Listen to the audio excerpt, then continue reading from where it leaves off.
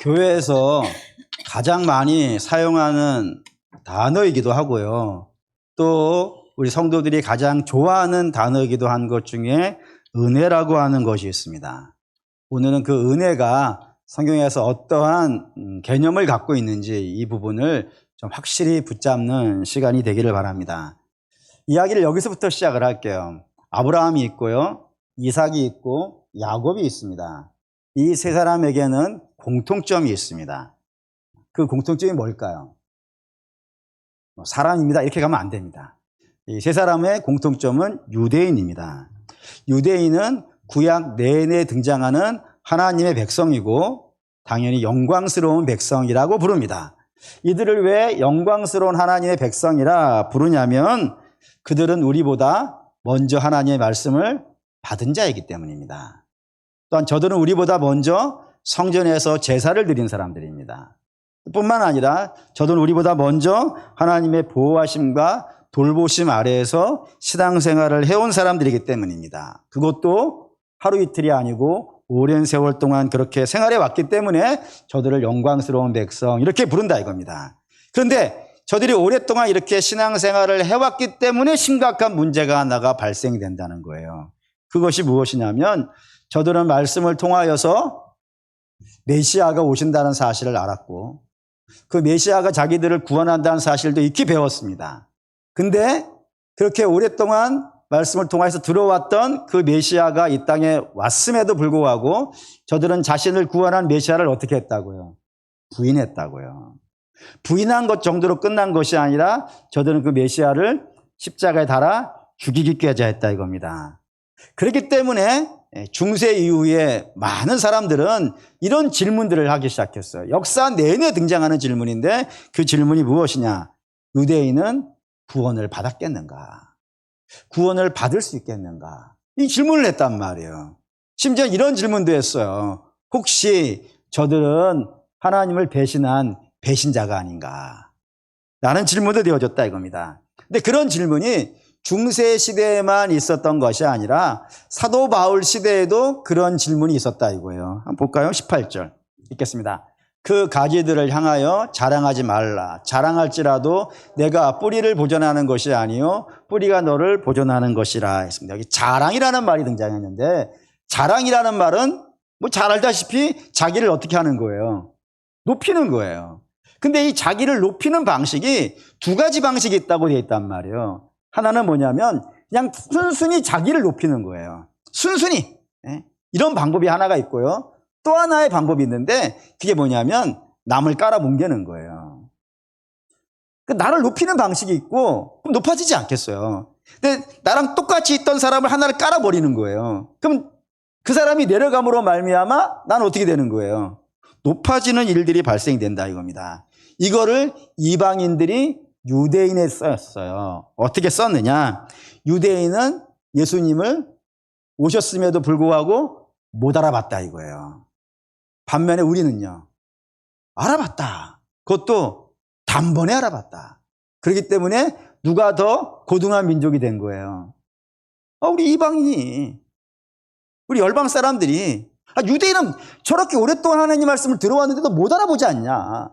근데 우리는 알아봤지 않냐? 그리고 우리는 예수님을 섬기고 있고 저들은 예수님을 죽였어. 그런 저들이 얼마나 악한 족속인가. 우리는 나은 족속이고. 이런 생각 속에서 민족 우월주의가 등장했고 그 민족 우월주의가 더 발전해서 유대인 혐오 사상과 멸치 사상이 등장했고 그리고 그것이 홀로코스트 같은 일들을 만들어내더라 이겁니다.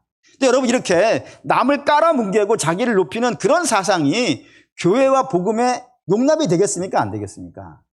될 수가 없죠. 그럴 수가 없단 말이에요. 그러니 사도 바울은 교회 안에서 그런 생각들이 자기를 높이고 남을 깔아뭉개는 이방인을 높이고 유대인을 멸시하는 그런 생각들이 교회에 자리 잡지 못하게 하기 위해서 뭐라 했냐면 자랑하지 말라 라고 이야기를 한단 말이에요. 그리고 자랑하지 말아야 될 이유를 설명하는데 무엇을 가지고 너희가 자랑하면 안 된다는 걸 설명을 하냐면은 은혜라는 말을 가지고 설명을 하는 거예요. 그럼 어떻게 은혜라는 말과 자랑하는 말을 연결시킬 수 있겠는가? 그 이야기가 오늘 본문의 핵심이 된다 이겁니다. 이야기 이렇게 되어져 있어요. 사도 바울은 지금 비록 우리 동족 유대인이 예수님을 믿고 있지는 않지만 그럼에도 불구하고 우리 동족이 하나님의 구원에서 완전히 배제된 것 같지는 않다라고 이야기하는 겁니다. 그럼 이제 근거를 대야겠죠. 무엇이 근거이길래 우리 민족이 완전히 배제된 건 아니라라고 설명을 하고 있는가? 그것이 16절입니다. 읽겠죠? 제사는 처음 익은 곡식가루가 거룩한즉 떡덩이도 그리하고 뿌리가 거룩한즉 가지도 그러하니라 했습니다. 이 말씀 민수기 15장 18절에 있는 말씀을 사도 바울이 가져온 거예요. 가지고 올 때는 그냥 가져온 게 아닙니다. 목적과 이유가 있는 거예요. 말이 좀 어려우니까 제가 여러분에게 설명을 드리겠습니다. 처음 익은 곡식 가루, 우리나라 말로는 몇 글자예요? 몇 단어예요? 4개의 단어죠. 그냥 써 있는 대로예요. 처음 익은 곡식 가루 4개예요. 그런데 히브리어는 딱 한 단어로 되어 있어요. 뭐라고 되어 있냐면 아파르케라고 하는 단어 한 단어로 쓴다 이겁니다. 한 단어인 이유는 이것이 그냥 처음 익은 곡식 가루 이게 하나하나가 의미가 있는 것이 아니라 뭉텅거려서 하나의 의미가 있다는 걸 이야기하려는 것인데 어떤 의미냐면 이런 겁니다. 이스라엘이 농사를 지어요. 농사를 지으면 시간이 지나고 나면 뭐가 되겠어요? 추수할 때가 되겠죠? 알곡이 맺혀질 거예요. 그러면 그 알곡 하나하나를 맺혀지는 데 있어서 농부의 수고는 들어갔을까요? 안 들어갔을까요? 당연히 들어갔죠. 제가 어느 농업에 관련된 논문 하나를 봤는데 이런 거까지 못하니까요. 대단한 거예요. 논문에 뭐라고 되어 있냐면 하나의 씨가 땅에 심겨져 가지고 싹이나 자라서 줄기가 되잖아요. 그리고 거기 열매들이 이제 뭐 예를 들어 쌀 같은 경우라면은 쌀 뭐라 그래 이거를 한 포기? 이 줄기. 제가 원래는 옛날에 쌀나무가 있는 줄 알았어요. 그 때문에 뭐 아무렇게 얘기해도 이해해 주세요. 쌀 한 포기가 날 때 그 쌀 포기 하나에 쌀 알이 몇 개씩 걸려요. 혹시 하나는 아니죠? 많이 걸려요. 근데 제가 본 논문에 이렇게 되어 있어요. 그 쌀 한 톨이 성장해서 알곡이 되기 위해서는 농부가 손을 80번 스쳐야 된대, 그 하나에. 그러면 거기에 쌀 알들이 많이 달려 있을 테니까 손이 얼마나 많이 닿겠어요. 뭐 수없이 많은 노력과 애가 쓰여져야 비로소 쌀 한 포기가 성장하고 미리 쌀이 익어서 알곡이 된단 말이에요. 그 정도로 많은 수고를 하지만 이 쌀의 입장에서 봤을 때는 내가 자라는데 농부가 나를 위해 수고해 준 건 10%밖에 안 된다는 거예요. 그럼 90%는 딴 사람이 했다는 거겠죠. 그럼 90%는 누가 했다는 거예요? 하나님이 했다 이겁니다. 왜 그러냐? 아시다시피 비가 와야 될 것이고 기온차가 있어야 될 것이고 밤과 낮이 있어야 될 것이고 뜨겁고 더움이 있어야 될 것이고 그런 모든 환경적인 조건은 사람이 만들지 못해요. 이것도 하나님이 하시는 일이란 말입니다. 그리고 가장 결정적인 건 그 농부가 나한테 와가지고 손 한번 딱 스쳐주려면은 최소한 말이죠. 농부가 살아나 있어야 돼요. 맞죠? 근데 농부를 어저께 하나님께서 걷어가 버리셨다면요. 못하는 거 아니겠어요? 하나님이 농부를 살려줬기 때문에 그가 일할 수 있는 것이지. 하나님이 도와주지 않았다면 그는 아무것도 할 수 없는 거예요. 그러니 사람이 수고한 건 사실이긴 하지만 그 쌀의 입장에서는 하나님이 더 큰 수고를 한 것이니 농부도 마찬가지겠죠. 내가 수고한 건 맞지만 이 모든 산업의 소득은 누가 결국에는 만들어내신 거예요? 하나님이나 이겁니다. 그러면 이제 결실을 한 걸 가지고 하나님께 예배를 드려야겠죠. 그렇지 않습니까? 그때 이 모든 것은 다 누구 것이에요? 여러분 두려워 마시고 답을 하세요. 이 모든 것은 다 누구의 것이에요? 하나님의 것이죠. 그럼 하나님의 것이니까 다 어떻게 해야겠어요? 여러분 두려워하지 마세요. 어떻게 해야겠어요? 하나님의 것이잖아요. 다 그게 동의했잖아요. 아멘이죠. 그럼 어떻게 해야 돼요? 하나님께 드려야죠. 그런데 하나님이 그 쌀 한 포기를 자라게 하기 위해서 당신에게 바치게 하시려고 그거를 자라게 하셨겠냔 말이에요. 아니란 말이죠. 그걸 왜 자라게 하신 거예요? 너 먹으라고. 너 먹고 살으라고. 에덴을 아담을 위해서 주시는 분이지 않겠어요. 그러니까 너 먹고 살라고 준 거란 말이에요. 그런데 그걸 다 갖다 바쳐버리면은 우리는 먹을 것이 없어지지 않겠어요. 그러니까 하나님 다 받지 않으시는 거예요. 대신 어떻게 하냐면 처음 익은 것, 그것 중에 일부를 가져가는 거예요. 그게 아파르케예요. 처음 익은 것 중에 일부를 하나님께 가져가는 거예요. 그리고 제사장에게 바치면 제사장이 이걸 흔들어서 하나님께 드려요. 그럼 하나님은 그 작은 것 하나를 받으시면서 전체를 받았다라고 인정해 주는 게 저 제사예요. 저걸 하나님이 이스라엘에게 명한 거라 이겁니다. 하나를 드림으로 전체를 받으시는 것. 이거를 사도 바울이 구원이라는 관점에서 가져온 겁니다. 그러면 구원의 관점에서 처음 익은 곡식가루 아파르케가 있다 이거예요. 그게 누구겠어요? 예, 아브라함입니다. 아브라함이 하나님이 구원을 해주셨단 말이에요. 그러면 아브라함은 하나님께서 왜 받아주신 걸까요, 여러분? 아브라함은 하나님 뭐 때문에 아브라함을 받아주신 걸까요? 아브라함이 좀 뭔가 대단한 그런 게 있어서 받아주신 걸까요? 그 미드라시라고 하는 책이 하나가 있습니다.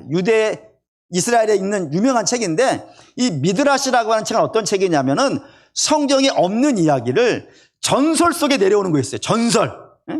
전설의 고향. 이게 책이에요. 이스라엘의 전설 속에 내려오는 책, 탈무드, 이런 식으로 성경 외에 성경 다음으로 생각하는 전설 속에 내려오는 책이 있어요.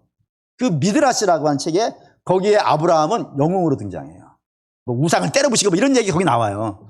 그 아브라함 어마어마한 믿음의 사람으로 등장하는데 그건 전설이고 성경 속에 등장하는 아브라함은요, 연약한 자예요. 예를 들어서 강 건너편에서 뭐하던 자, 우상을 섬기던 자.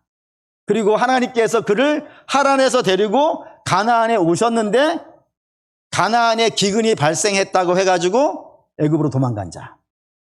또 하나님께서 약속의 자손을 주신다고 말씀하셨음에도 불구하고 그 약속의 자손을 기다리지 못하고 애굽 여자 하갈에 통하여서 이스마엘을 낳아버린 자. 이런 연약한 부분이 있어요. 물론 아브라함이 잘한 데도 있어요. 잘한 부분도 있어요.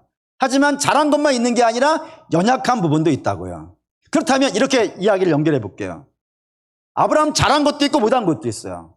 근데 잘한 것도 있고 못한 것 있는 사람들 중에 한 사람을 여러분 아시죠? 모르시나요? 잘한 것도 있고 못한 것도 있는. 여러분 아시죠? 누구예요? 거기까지 가세요. 너무 멀리 가셨어. 잘한 것도 있고 못한 것도 있는 사람 누구예요? 여러분 자신이잖아요. 다 여기서 왜 찾아요, 거기서? 에? 여러분 자신이잖아요, 여러분 자신. 여러분 잘한 거 있죠? 없나요? 있죠? 못한 거는요? 엄청 많죠? 아브라함도 잘한 게 있고 못한 게 있고, 여러분도 잘한 게 있고 못한 게 있고, 그럼 어때요? 이럴 때 쓰는 말 있잖아요. 쌤쌤이라고. 아브라함과 여러분은 쌤쌤이야. 목사님, 그래도 아브라함이 좀 낫지 않겠어요? 하나님 보실 때는 거기서 거기예요. 그러니까 여러분들이, 저와 여러분이 스스로의 힘으로 구원에 이를 수 없다면 아브라함도요, 못해요. 똑같아요. 거기서 거기예요. 조금 낫고 조금 못한 차이가 있지 똑같은 자들이에요. 그러면 그 똑같은 자들임에도 불구하고 어떻게 구원받냐 이거예요. 이걸 사도 바울이 이렇게 설명했어요. 로마서 4장 1절에서 5절 읽겠습니다. 그런즉 아브라함이 무엇을 얻었다 하리요? 만일 아브라함이 행위로서 의롭다 하심을 받았으면 자랑할 것이 있으려니와 하나님 앞에서는 없느니라. 성경이 무엇을 말하느냐? 아브라함이 하나님을 믿음에 그것이 그에게 의로 여긴 바 되었으니라. 일하는 자에게는 그 삭시 은혜로 여길지 아니하고 보수로 여겨지거니와 이를 아니할지라도 경건하지 아니한 자를 의롭다 하신 이를 믿는 자에게는 그의 믿음이 의로 여기시느니라라고요. 아브라함이 자기의 행위로, 자기의 열심과 자기의 노력으로 구원을 받았다고 이야기한다면 그 애가 뭐를 할 수 있다고요? 자랑을 할 수 있다고. 하지만 그도 자기의 열심과 노력으로 구원받은 것이 아니기 때문에 자랑할 것이요, 그에게도 없다 이겁니다. 그러면 아브라함은 무엇으로 구원받았냐 이거예요. 자기가 한 것이 아닌데 구원을 얻었단 말이에요. 어떻게 얻었냐면 그를 구원하신 것은 하나님의 의지이자 하나님의 사랑이었다 이겁니다. 결국 아브라함을 우리가 믿음의 조상, 이렇게 부르는 이유는요, 아브라함에서부터 믿음이 시작됐기 때문이 아닙니다. 아브라함을 믿음의 조상이라고 하는 것은 하나님이 죄인을 구원하시는데 그가 행한 바 의로운 행위를 기준으로 삼지 아니하시고 오직 하나님의 사랑과 하나님의 의지에 따라서 구원을 시작하셨는데 그 시작을 어디서부터 시작하셨다고요? 아브라함에게서부터 시작하셨다 이거예요. 그것이 우리에게 이어지고 있는 거예요. 그래서 우리는 아브라함을 믿음의 조상이라 부른다 이겁니다. 그렇기 때문에 하나님께서 아브라함을 구원하실 때 아브라함의 행위 자체를 처음부터 안 보셨기 때문에 그가 어떤 사람이냐 자체, 그가 우상을 섬겼느냐 이런 것으로 기준을 삼지 않으셨기 때문에 그가 혹시 가는 도중에 못난 짓을 했다고 해가지고 하나님이 그를 구원하신 걸 포기하시지도요 안 하셨다. 아예 처음부터 안 봤다니까요. 뭐 이런 얘기 있잖아요. 여러분 꽤 많은 세대들이 학력고사 세대지 않습니까? 저도 학력고사를 받고 학력고사를 본 제가 우리 집 자녀들한테 뭐 얘기하기를, 야 니들 왜 이거 공부 안 해? 점수 따으려면 이 공부를 해. 이거 하면 내신을 올릴 수 있어. 막 이렇게 얘기를 해줘요. 그러면 우리 집 애들이 항상 한 말이 있어요. 뭐냐고 했냐면은 우린 그거 시험 안 봐요였어요. 나는 봤는데. 그래서 학력고사 세대는 5만 가지를 다 본 세대. 네? 저만 그랬나요? 수능 세대는 필요한 것만 보는 세대. 이게 혹시 하나님의 구원을 설명할 때 딱 좋은 것 같아요. 하나님이 딴 걸 안 봤단 말이에요. 아예 처음부터 기준이 아니라고요. 오직 하나의 기준은 뭐였어요? 시편 23편도 이렇게 쓰잖아요. 하나님이 우리를 구원하시되 자기의 이름을 따라서요. 자기의 이름으로 우리를 구원하셨지 우리의 행한 바 의로운 행위로 하지 않으셨다고요. 그게 처음부터 아브라함 때부터 그랬다니까요. 그러니 지금 이스라엘 유대의 구원도 사도 바울이 이거로 설명하는 거예요. 아브라함이 뭘 잘해서 구원받은 거 아니지 않냐. 하나님께서 그를 택하시고 그에게 구원의 은혜를 베풀어 주셨듯이 우리 동족 이스라엘도 지금은 하나님을 안 믿고 있고 예수님을 모른다 하고 있지만은 하나님께서 뜻하시는 바가 있으면 저들 어떻게 하실 거라고요? 예수 믿게 하실 거라고. 그래서 뜻하시는 바가 있으면 저들을 구원해 내실 거라고. 아브라함도 안 봤다고. 그러니까 우리가 못났다 하더라도 그 못난 것이 하나님이 이스라엘을 구원하실 백성이라면은 결코 하나님이 실패하거나 포기하지 아니하실 거라라고 선포한 것이 아파르케라 이겁니다. 여기까지 아멘이 되시나요? 이걸 갖고 사도 바울은 여기서 끝내지 않고 더 넓혔어요. 어디까지 넓혔냐면 17절입니다. 17절 읽을게요. 또 한 가지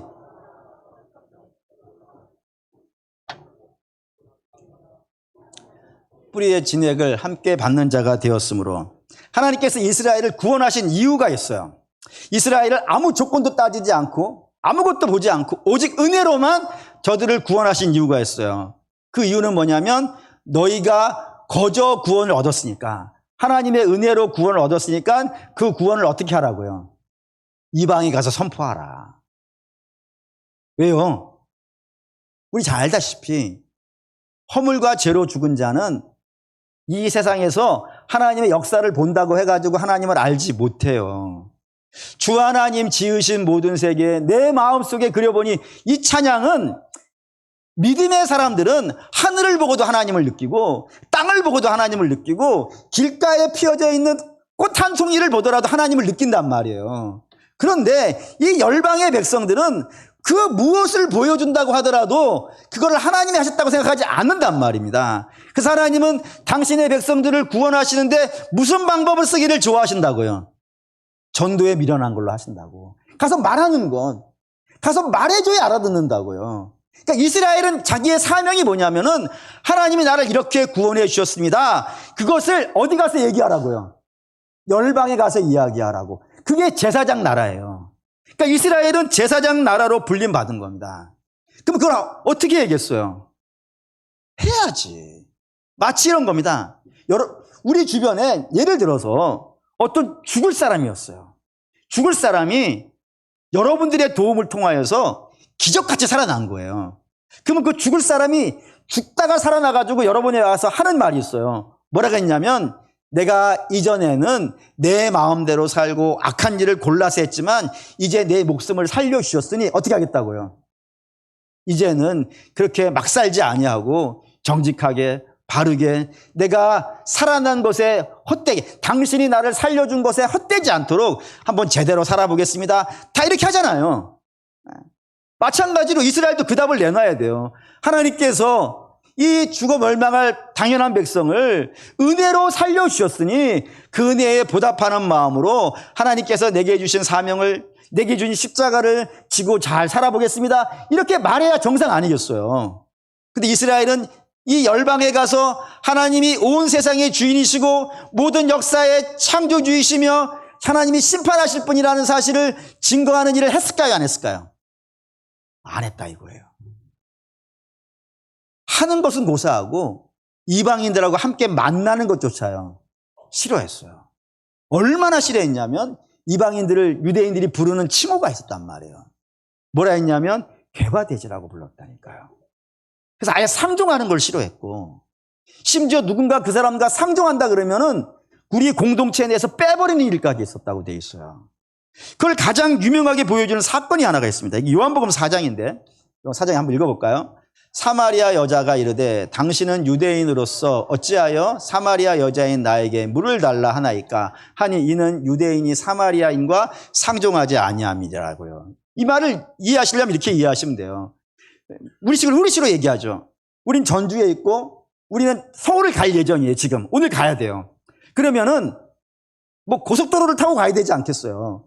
고속도로를 타고 갔는데 호남선을 타시든 또는 서해안 고속도로를 타고 가시든 반드시 지나가야 되는 곳이 있습니다. 어디를 지나가야 될까요? 네. 뭐 여러분 복잡하게 생각할 거 없습니다. 충청도를 지나가야 됩니다.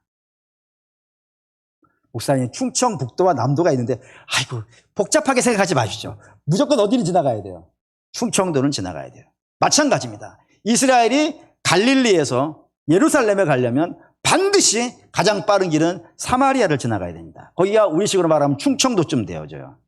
근데 이 땅은 이방인의 땅이에요. 그래서 여길 가기를 싫어해. 그래서 어떻게 하냐면은 우리식으로 말할게요.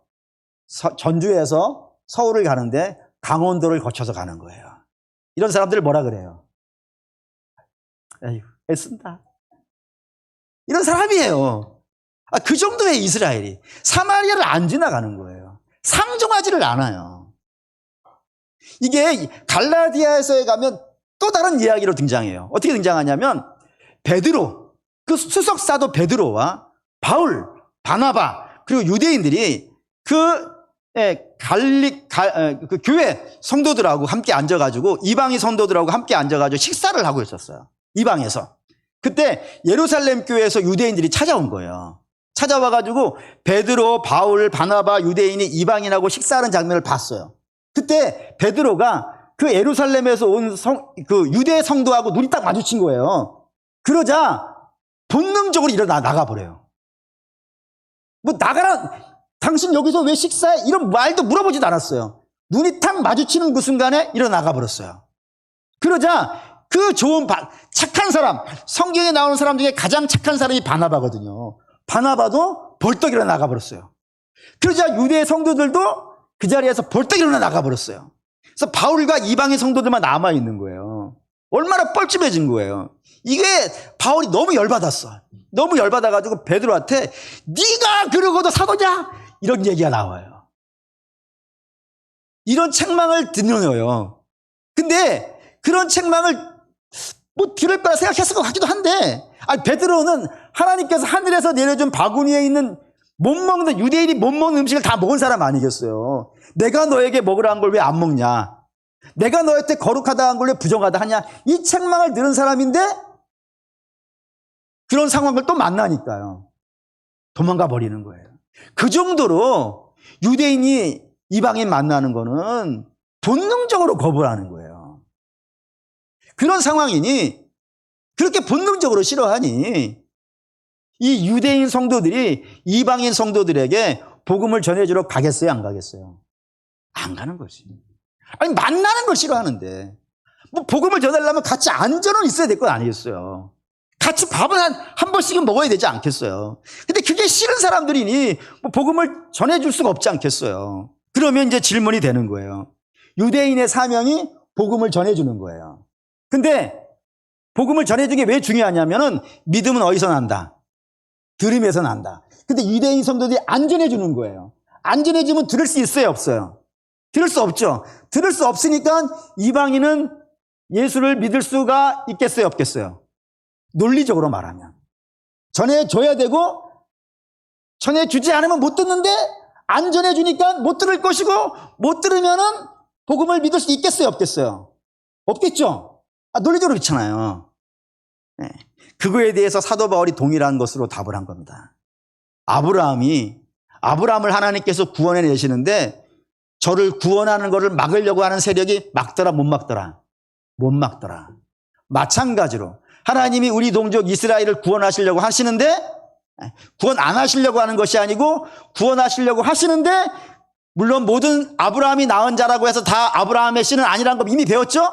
하나님께서 그 중에 택한 자들이 있단 말이에요. 그 택한 자들을 구원하시려고 하는데 그걸 못 구원하기 위해서 막 악한 자들이 막는다고 해서 하나님의 구원이 실패하지 않는 것처럼 이방인 너희가 복음을 저들에게 전해주지 않는다고 해가지고 하나님 이방인을 구원하시려고 하는 계획을 못 하실 것 같냐?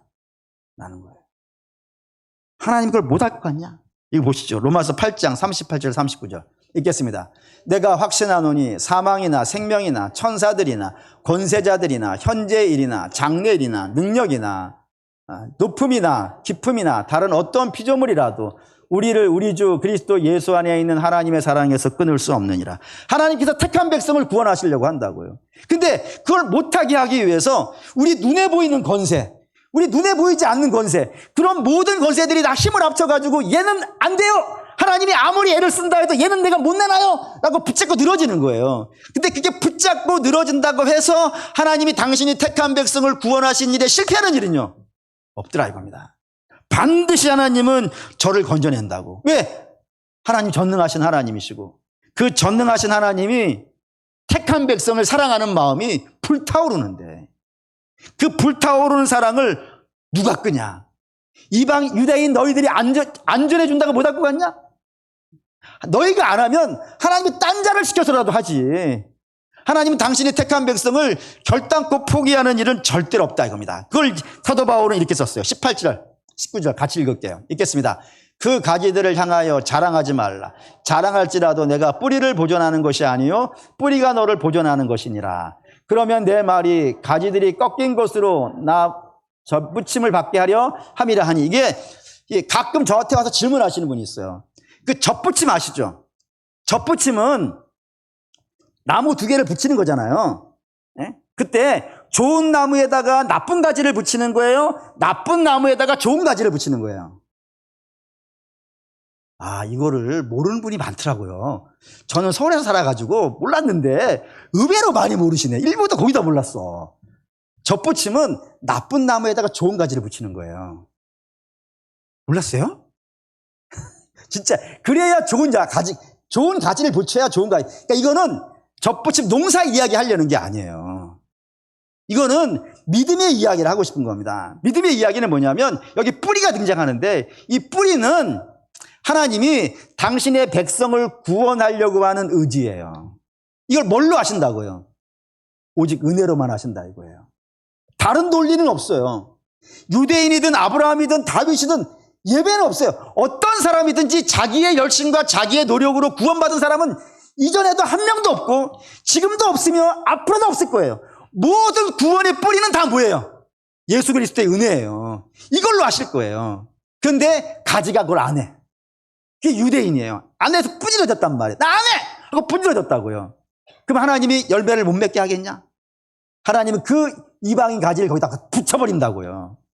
그래서 붙여서 하나님은 당신의 백성들에게 열매를 나게 하신다고. 이걸 성경은 한마디로 뭐라 그러냐면 은혜라 그런다 이겁니다.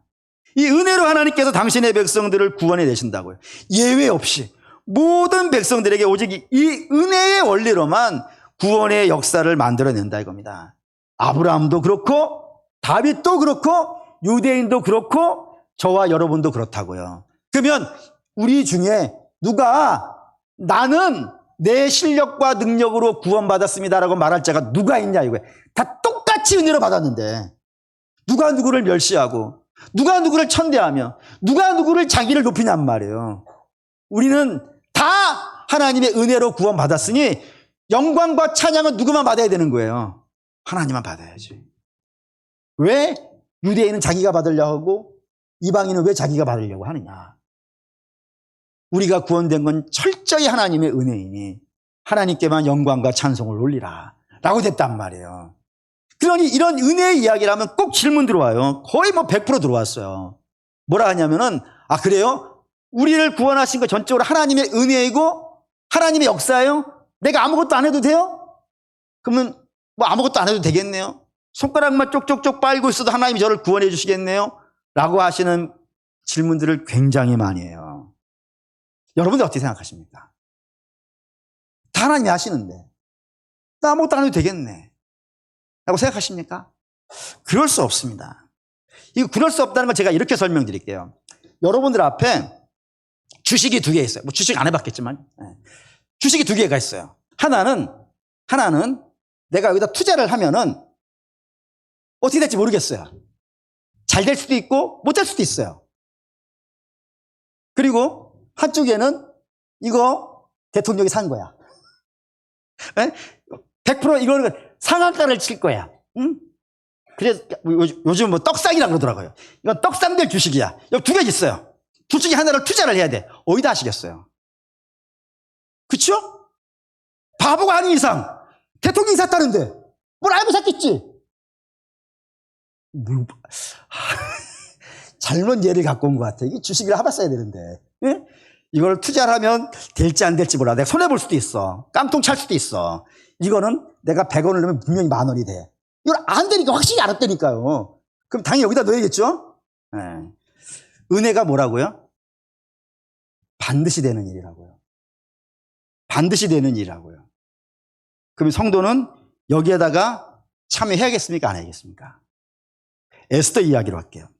페르시아라는 나라가 있었고 페르시아의 총리 중에 하만이라고 하는 아말렉 족속이 있었어요. 아말렉 족속과 이스라엘은 원수지간입니다. 그래서 이 아말렉 족속 하만이 모월 모일 모시에 유대인 전부를 죽이기로 결심을 하고 왕에게 많은 돈을 내고 아하수에로 왕에게 많은 돈을 내고 그 인증서를 받아왔어요. 왕의 허락을 받았어요. 그래가지고 선포를 했습니다. 그 이야기를 들은 모르드게가 유대인 모르드게가 자기의 사촌 여동생 아하수로 왕에게 부인이 되어져 있는 에스더에게 가가지고 사정을 이야기합니다. 네가 왕궁에 있어서 잘 모르는 모양인데 지금 이런 일들이 밖에서 벌어지고 있다. 우리 다 죽게 됐다. 그러니 네가 왕비니까 네가 가서 왕에게 좀 얘기 좀 해라. 저 하만이 악한 짓을 하고 있는데 네가 같은 동족으로서 가만히 있으면 되겠냐. 가서 좀 얘기 좀 해 라고 얘기를 했어요. 그러자 에스더가 거절을 합니다. 왜 거절을 하냐면은 우리나라 이 페르시아라는 나라의 왕의 법도에게는 아무리 왕비라 하더라도 언제 왕 앞에 나갈 수 있다고요? 왕이 불러주에 나간다고.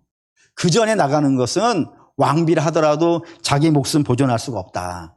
그러니 당신의 사정은 참 딱하지만 내가 이건 못하겠다 라고 얘기를 한 거예요. 그러자 모르드게가 유명한 말을 합니다. 그럼 봅시다. 에스더 4장 12절부터 보겠습니다. 그가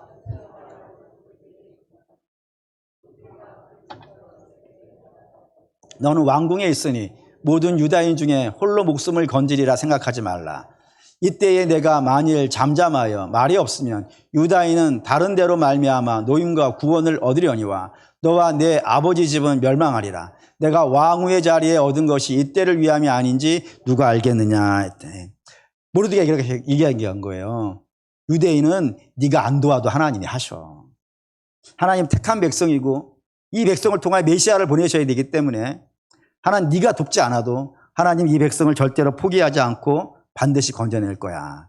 그런데 하나님이 이 일을 하게 하시기 위해서 너를 이 왕비에 올려놨는데 네가 이 일을 안 하면요. 네 손이 아니냐. 너 손이 아니냐. 그러니 손해보지 않으려면 이 일에 하라 라고 얘기를 한 거예요. 그러자 에스더가 정신을 뻗쩍 차리고 가서 이렇게 얘기합니다. 그러면 저를 위해서 금식 기도를 해 주십시오. 저도 3일간 금식 기도를 하고 왕 앞에 나가겠습니다. 그리고 한 유명한 말이 있죠. 그게 뭡니까? 죽으면 죽으리라. 나갔어요. 나갔더니 하나님은 이미 여러분 알죠? 하나님은 이 유대 백성을 어떻게 하실 거예요? 에스더가 거기 가서 숟가락을 놓는다 해가지고 하나님이 도우시고 숟가락을 안 놓는다 해가지고 유대인을 포기하는 게 아니란 말입니다. 반드시 하나님이 하신다고 했잖아요. 그래서 하나님은 이 백성을 구원해내세요. 에스더를 통하여서 구원해내신단 말이에요. 그리고 이스라엘만 살아났느냐? 그렇지 않고 에스더는요, 영광스러워져요. 얼마나 영광스러워지냐면 그 에스더가 이름이 기리기리 빛나가지고 우리 교회 하다사가 되었다고 합니다. 네. 지난주에 보시잖아요. 이렇게 아름답게 하시는 분들 있지 않습니까? 응? 하나님은 당신이 하실 일에 그 은혜의 사역에 우리를 동참시켜 주신 거라 이거예요. 그러니 이거 읽읍시다. 로마서 11장 12절 읽습니다. 그들의 넘어짐이 세상의 풍족함이 되며 그들의 실패가 이방인의 풍성함이 되거든 하물며 그들의 충만함이리요 했어요. 하나님의 역사에 이스라엘이 참여하지 않아도 이만큼 풍성하지 않냐. 근데 이스라엘이 여기에 참여하면요, 얼마나 더 풍성하겠냐.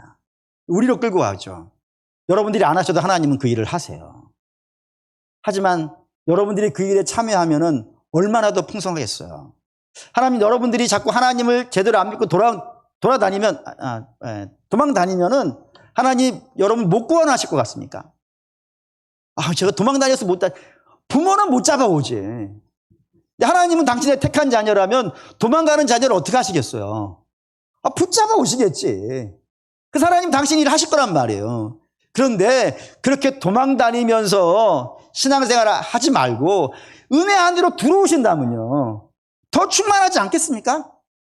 제가 이런 말씀 드렸어요. 아침에 와서 일을 하고 한 데나리온 받는 게 더 나은 거예요? 밤늦게 다 끝날 때 와가지고 조금 일하고 한 데나리온 받고 가는 게 나은 거예요? 이게 헷갈리시면 안 되죠? 네. 그렇게 생각하면 안 된다고요. 안 된다고요. 네? 그 세상에는 그러지. 세상에서는 일 조금 하고 많이 받는 게 낫지. 근데 여러분, 믿음이라는 건 아니에요. 믿음이라는 거는 돌아가시기 5분 전에 믿는 것보다 태어나서부터 믿는 게 나아요.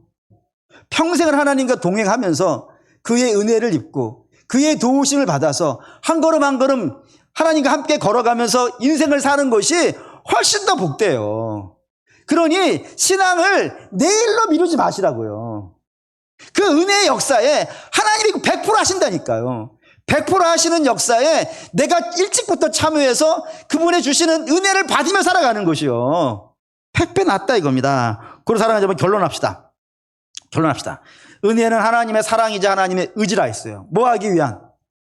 죄인을 구원하시려고 하는 하나님의 사랑과 하나님의 의지라고요. 그리고 이 사랑과 의지를 이 세상에 있는 힘이나 저 세상에 있는 힘이나 그 어떠한 건세와 힘도 막아낼 자가요, 없다고요. 반드시 이뤄낸다고요. 그리고 우리에게는 그 사랑과 의지를 더 분명하게 보여주셨어요. 더 분명하게 보여주신 게 뭐예요? 십자가예요. 아들을 죽여놓으셨단 말이에요. 그리고 우리가 그거 보게 하시는 거예요. 야, 내가 너를 구원하려고 얼마나 애쓰는 줄 알아?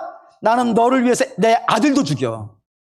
그런 의지와 사랑을 하나님께서 우리에게 갖고 이 일을 시작한 것이 구원의 역사라 이겁니다. 그러면 그걸 믿으신다면은 여러분, 이 구원의 역사에 여러분 동참하신 게 낫겠죠. 하나님 말씀에 순종하고 예배하며 주님의 뜻을 따라서 살아가는 게 낫겠죠. 그게 낫습니다. 하나님 반드시 그 은혜 아래에 있는 성도들을 삶을 변화시킬 것이고 그 은혜로 말미암아 우리를 새롭게 하시는 역사를 이뤄내실 거예요. 그러니 이 연말에 하실 일도 많을 것이고 만나야 될 분도 많으시겠지만 그거 하지 말라는 건 아닙니다. 할 필요가 있으면 하셔야죠. 그런데 이 성탄의 계절 아니겠어요? 이 성탄의 계절에 아기 예수 맞게 하기 위해서 우리 자신을 정결하게 하는 게 그나마 낫지 않겠습니까? 주의 은혜 아래 머물리면서 주님과 교제하시고 하나님이 공급해 주시는 그 성령의 충만함을 입으면서 믿음 안에 살아가는 것이 훨씬 더 낫다고 생각이 됩니다. 분명히 하나님은 당신의 백성들을 영화롭게 하실 겁니다. 반드시 영화롭게 하실 겁니다. 모든 걸 이겨나가게 하실 것이고 승리하게 하실 겁니다. 그러니 사랑하는 믿음의 성도 여러분, 십자가 붙잡고 은혜 아래 살아가시는 저와 여러분 되시기를 주의 이름으로 축원합니다.